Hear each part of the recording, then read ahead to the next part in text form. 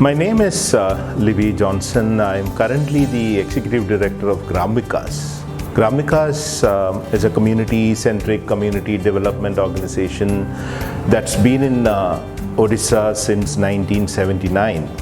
And we worked over the last 45 plus years directly with rural communities, particularly in some of the most remote and economically backward areas, working with communities to build a dignified quality of life. And our work has spanned multiple sectors over these years: renewable energy, education, water and sanitation, mobilizing institutions and convergence with various government programs.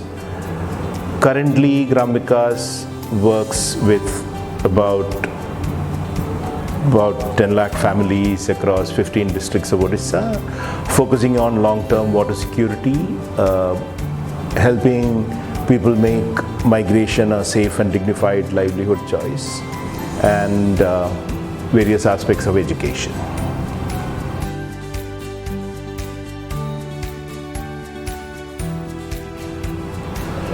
Odisha as a state has demonstrated substantial progress in the last two and a half decades in terms of infrastructure, in terms of coverage of education, in many ways even healthcare. I first came to Odisha in 1997, and in the last 28 years the kind of change that I have witnessed happen in the villages of Odisha is remarkable. A lot of it has to do with what the state governments have done, but people themselves have come forward. In some of the remote Adivasi dominated areas, the way education, the demand for education has picked up, and communities actually looking at education as a means of empowering themselves and making their life choices better. So there has been a lot of positive change that has happened in the state across. Obviously there are pockets which continue to be economically backward. There are social issues as well. Today, I guess the challenge, the development challenge, would be what the system, be it the state, be it civil society, be it market players, can do for the aspirations of the emerging generation. Odisha has the brand of being a backward state. In the migration academics call Odisha a losing state because a lot of people travel out of Odisha to work in other states. But at the same time, something like migration, not the distress migration where people are forced to migrate, but young people choosing to opportunistically and aspirationally go out and work in other places, are also bringing in huge amounts of remittances that is adding to the local economy. But I guess what is needed today is a more comprehensive understanding of aspirations. There are social issues, there are issues that need to be addressed, including participation of women in decision making and in public forum. There is violence that seems to be increasing in many forms. Productivity of natural resources is an issue. But I guess we need to understand this not as standalone problems to be solved, because none of us can solve any of these problems on our own, but to figure out a way to bring communities onto the forefront, empower Gram Panchayats and the Panchayati Raj institutions and give them the right role to lead this process, because substantial population of Odisha live in remote, very distributed habitations, and it's not easy for government to function without the support of the last mile governance, and which is Gram Panchayat. So strengthening Gram Panchayats and enabling citizens to work with their local governments, to me, is a very critical challenge that we have to live up to.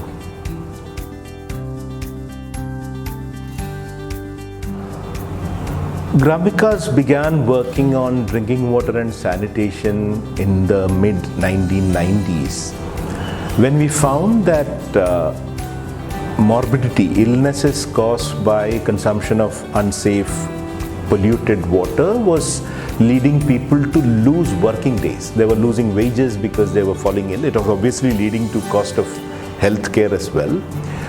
And when we looked at this problem with the communities, we realized that root cause of contamination was how fecal waste was getting mixed with drinking water. So our approach to sanitation, where we defecate, was one of the reasons causing this, one of the main causes for this. That's when we sat with a few initial communities, discussed the idea of people building and using toilets and connecting the toilet with piped water supply and safe drinking water. We started this in 5 villages in 1994, and by 2000 we had convinced 40 villages to do it. What these 40 villages demonstrated was collective community action to address a key problem. People came together, they built their own toilets. Every household in the village did that. And this we were able to demonstrate first to the government of Odisha, which adopted it as a program that the state promoted substantially. Vikas helped in the implementation in the early days, but we also were able to convince Government of India to review its rural sanitation policy, which eventually in 2012 led to the Nirmal Bharat Abhiyan, and then it became the much celebrated Swachh Bharat Abhiyan later.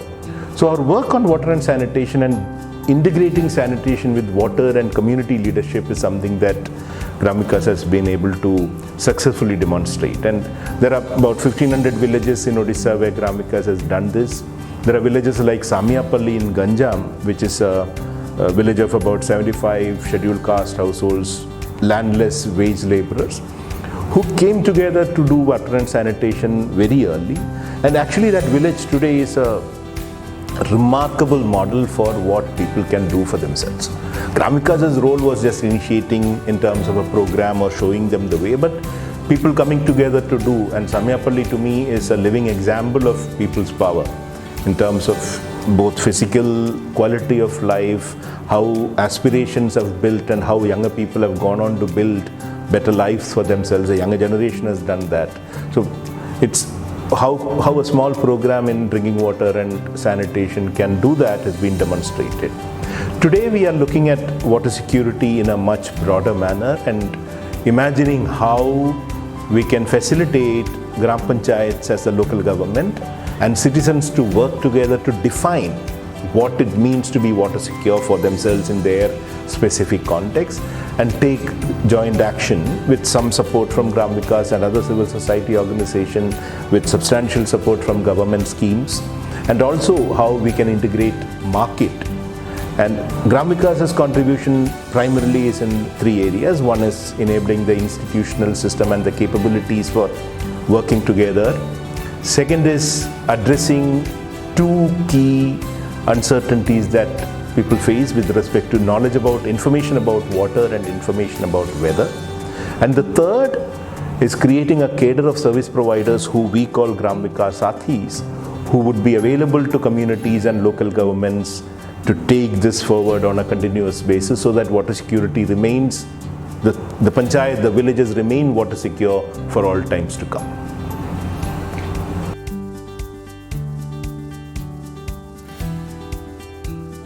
The one thing we have learned as Gram Vikas in these 46 years is people's power.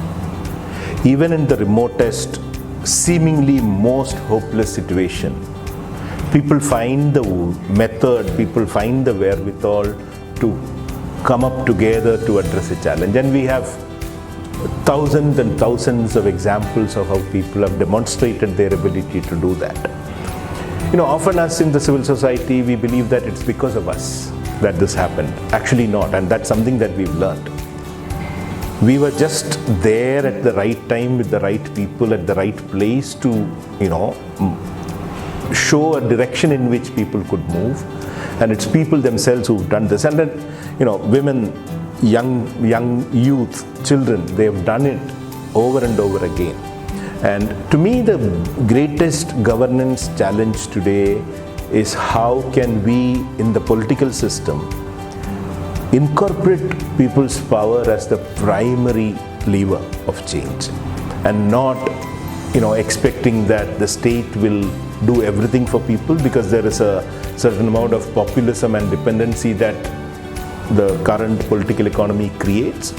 But can we move beyond that to actually ignite change that people bring about for themselves.